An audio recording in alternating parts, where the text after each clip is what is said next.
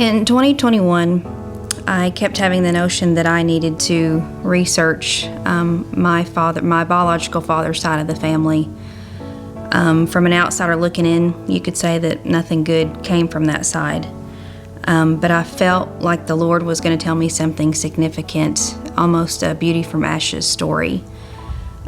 So with a lot of time and research and documentation, it took me 2 weeks worth, and I did this 3 different times to make sure that this was correct.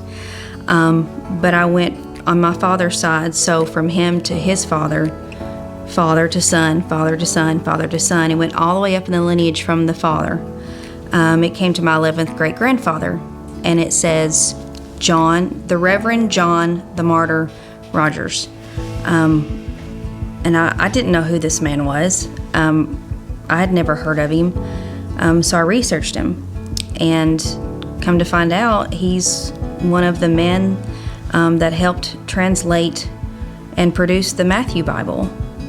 John Rogers was a Catholic priest, and he was sent up to Antwerp to be a clergyman for some of the English merchants that were up there. And lo and behold, God orchestrated him meeting William Tyndale.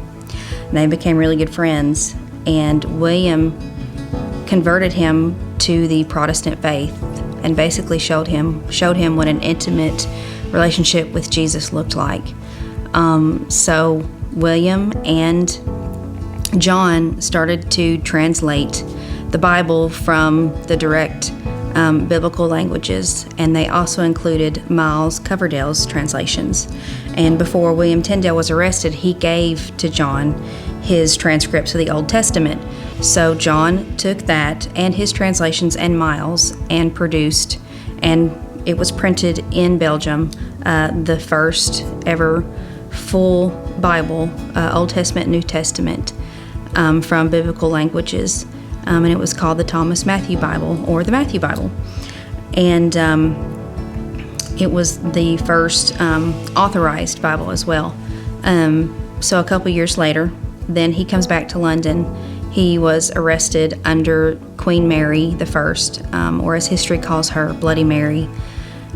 He was put into prison, and before he was executed, they did come to him to give him an immediate pardon, saying if you would recant, then you can be set free. But he refused, saying, "That which I have preached, I will seal with my blood." And they marched him in front of his parish, which is his neighborhood of where you would preach at.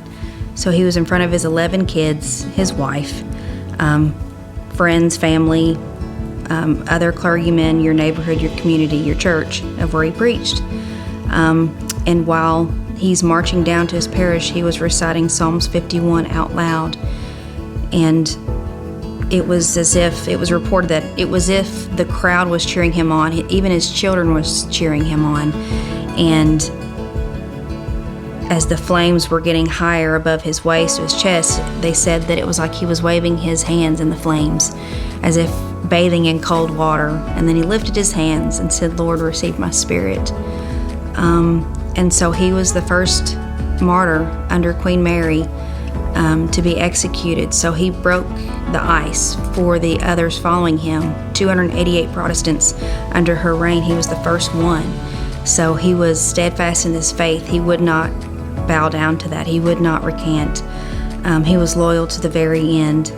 And so even for me, and even my sister, we're picking up this mantle of ministry, because nobody else on that side of the family, none of the men picked up that mantle of ministry. So it was very important to me that, once the Lord revealed this to me, and the legacy that it carried, and that this Bible was bought with blood, and that what John stood for. And even in Psalms 13, it states that a good man leaves an inheritance to his children's children. So what he left for us is not only getting to read every single day in English translation the Bible, so that I can also remember what it took to get this produced, because this man laid down his life for other people, because he wanted there to be freedom and reformation in Jesus and the gospel, for others to read it for themselves and to know, that by salvation, you're saved by grace and faith alone through Jesus and through Scripture, and just the legacy that he carried through that, and to be steadfast, and the love that he had for Jesus, and the true intimacy that he had with the Lord, and how loyal he was to his faith to the very end, is something that I want to carry on with my children as well. And also too, it was kind of neat that a year later in 2022, I took my family to the Ark Encounter in Kentucky, where I'm from, and lo and behold, in the History of the Bible exhibit in the Ark, there laid a first edition print of the Matthew Bible. So it was very moving and touching for me, almost like a hug from the Lord, just to see what we carry and the importance of what we do for the kingdom.